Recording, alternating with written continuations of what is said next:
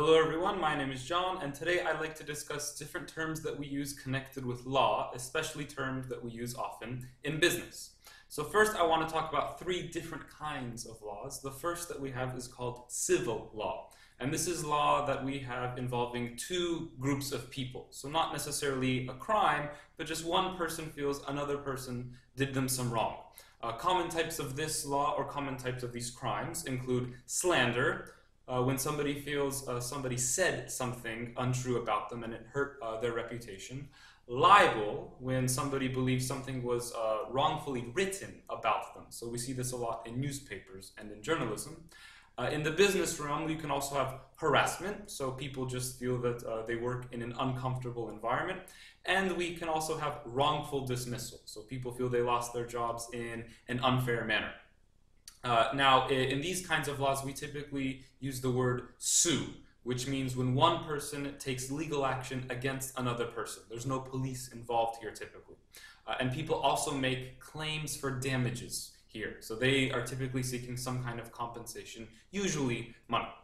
Now, the second kind of law we call case law. This is very common in the United States. And this is when a decision is made based on a case in the past. We call this a precedent. Something was decided in the past, so we simply make the same decision again. Here, it typically involves a judge, and when the judge makes a decision, we say the judge makes or gives a verdict. The third kind of law, and this is perhaps the most serious one, we call this criminal law. And these are the typical ones that you probably know. Here, the police are involved, and somebody will typically be facing time in prison. So we have murder here, or manslaughter, which is when somebody is killed without any intention there. Also, fraud, when a person or a company deliberately lies in order to get something, usually money here.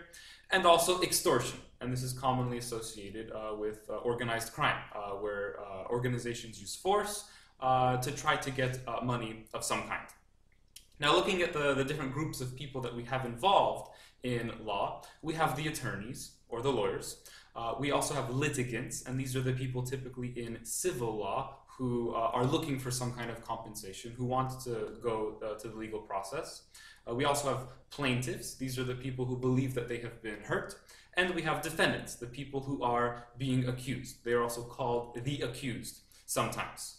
Now, in some countries, it's not just the judge who makes all the decisions. We also have groups of normal citizens, and we will call this trial by jury, where the citizens make a decision on the ruling. A defendant, or an accused person, is typically asked to make a plea. So they can plead guilty, where they admit wrongdoing, or they can plead not guilty, where they claim that they have done nothing wrong. And typically, the decision of a case will be determined on the basis of evidence. Strong evidence will hurt the accused, and circumstantial evidence, which is connected with the situation, which doesn't give any concrete proof, is typically not going to be used a lot in any legal matter. And now, some other common kinds of verbs and language that we use in the legal setting. Two parties can make a settlement, or they can settle outside of court. That means that a judge or a jury will make no decision, the two parties will come to some kind of agreement or compromise, and usually money will be exchanged here, and this will not be public knowledge. A judge can also choose to dismiss a case if something goes wrong or if there's not enough evidence, and everything will just stop, no charges will be filed, and the whole process will end. If a person is found guilty, typically in civil law, we say that they have to award compensation, which means they will have to pay the other party who believes that they were hurt. Finally, we can also use the word judge as a verb, and this is the job of the judge. They have to make a decision and they have to judge whether someone is guilty or not guilty. And we say that they sentence somebody when they give the punishment. So, for example, a judge will sentence someone to 5 years in prison, let's say. And then finally, if somebody is not satisfied with the decision, they can choose to continue the process on a higher court level, and we call this appealing a case. So thank you very much, and good luck in your studies of English.